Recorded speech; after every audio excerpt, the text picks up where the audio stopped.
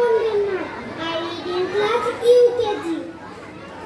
আমি একটি কবিতা বলছি, কবিতাটার নাম হলো জন্মভূমি।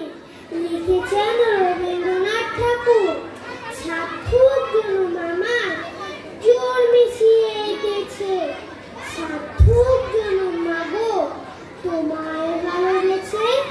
জানি নেই তোর ধন রতন আছে কিনা রামের মতন, শুধু জানে আমার অঙ্গ জুড়ায় তোমার ছায়া এসে।